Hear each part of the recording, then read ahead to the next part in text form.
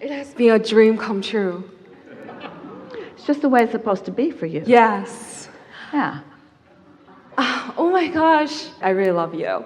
So, I guess when I was 18 years old, I had kind of like near-death experience and really woke me up. And then I just got so many information that kind of, I got the pieces of truth, and now you make it a whole system. And it was so wonderful when I heard your words. I just, oh my God, that's what I figured out. I know that I want to feel good. I know that feeling good is important, but I don't know why, like, feeling good will make those things manifest, but you just did it all. But now I have a question. Like, really, you don't believe me, like, I have so many friends, but I couldn't tell anything to them because I know no one understands me. And yeah, because nobody wants to be happy. You really should keep that to yourself. And I tell my friend, I have to come here to see you because I feel like you're the only person who understands me. I mean, that is the truth, you know. And whenever I feel sad, my friends, when they feel sad, they all come here to ask me questions. They're like, I know you're gonna tell me how I'm gonna do it because you always give me the perfect answer. But whenever I feel something that I don't know the answer, I will always go to find your DVD, books, things like that. I all turn to you that I have no one to talk to. And it has always been my dream to sit in front of you. It has always been my dream.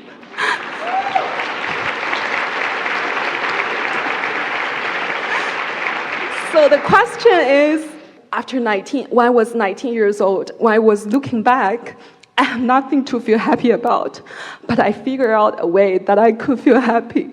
And I was really, really happy that I had nothing to happy about. And I have physical pain at that time. We're just going to interrupt just briefly. So you found unconditional happiness? Yes. There was nothing to feel happy about.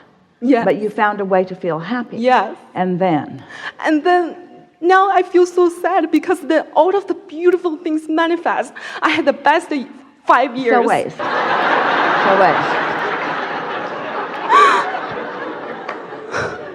So you look back and you had nothing to feel happy about. Yeah. But you managed to feel happy. Yes. And then you had the best 5 years. All the things manifest. And now you feel so sad because? Yeah, because I lost it. It's because all of things manifest, and then suddenly I was from China to New York. I knew in China at that time, our government blocked something that so I couldn't really get like information from you. But I know you, and even at that time I knew you. And then something just brought me to New York. It's like magnificent, and I got everything I have ever wanted. And maybe I don't know why, and little by little, I lost that unconditional love, and I tried so hard to find it back. Do you think it's because you found yourself in an environment where you began to get focused on so many conditions? Yeah, because they're so wonderful. That's the truth. It's like beautiful boys and amazing like places and so wonderful, and later I'm so fearful that I'm going to lose them. We started there today. Yeah. That when things that you really want, this is important. This is a big piece for everybody.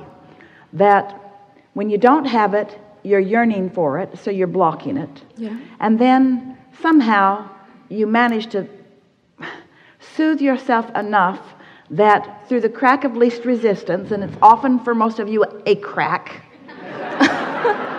you allow it to flow, and then you began using your rational mind to reason from a position usually of undeservability that it's not going to last. It's because there was not yet a sustaining expectation of things to continue to work out well for you. You must have had enough belief for it to sort of kind of happen. Yeah. Enough belief for it to happen for a little while, but not enough belief to really sustain it. And there's something sort of irrational about that, because you would think that if it's happening, that it would give you more reason to expect it to happen. But that is the pitfall of the conditional love that so many of you are living. In other words, it's that if it could be here, it could be gone. You're using the conditions to work against yourself. It will not be until you find that place where you just know your rightness, your goodness, your blessedness, your deservability, that you will be able to sustain this energy stream that you so much want. Can I give you an Yes. example? Endless, yes.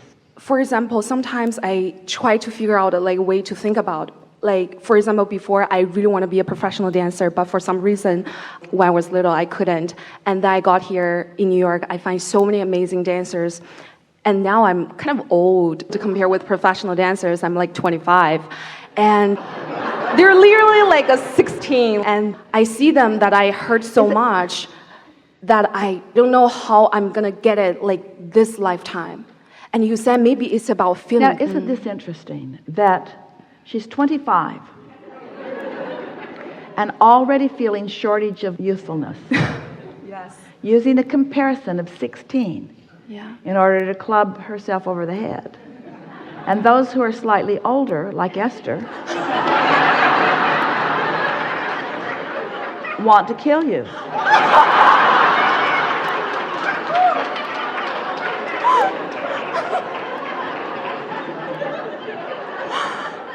What we're getting at, we get what you mean, because you're talking about in the world of dance and the way it goes, that it's like the athletes who still are at the prime of their life, who they're calling them the old man because he's in his 30s or something.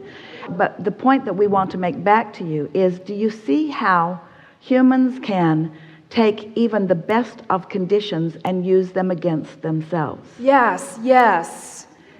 That's what's going on. By looking at something that to most feels so absurd and using it against yourself.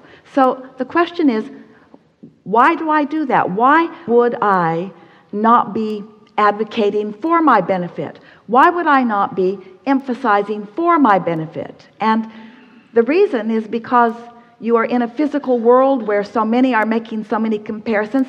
You live in a very conditionally oriented world, and it isn't working out very well for any of you.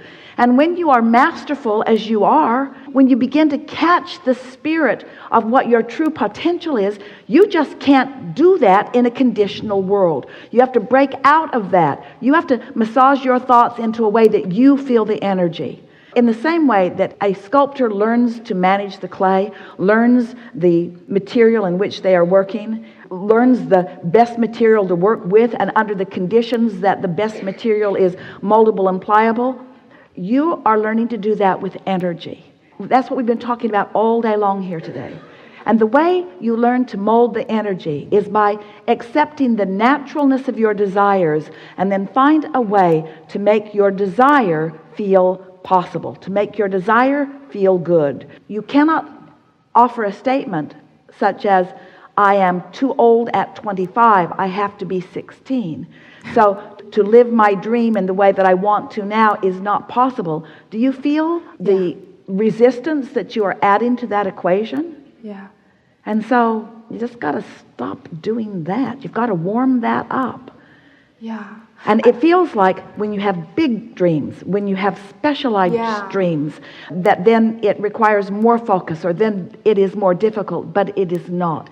It is as easy to create a castle as a button. Esther just proved that to herself. It's as easy to create a castle as a button. So now I've been trying a long time that I want to find that kind of unconditional love that I was having before, when I had nothing to be happy about. But it feels so hard. So start there. So stop saying those words, first of all. But start there by saying, when I had nothing, I found it. And now I have so much more, I'm having a hard time finding it.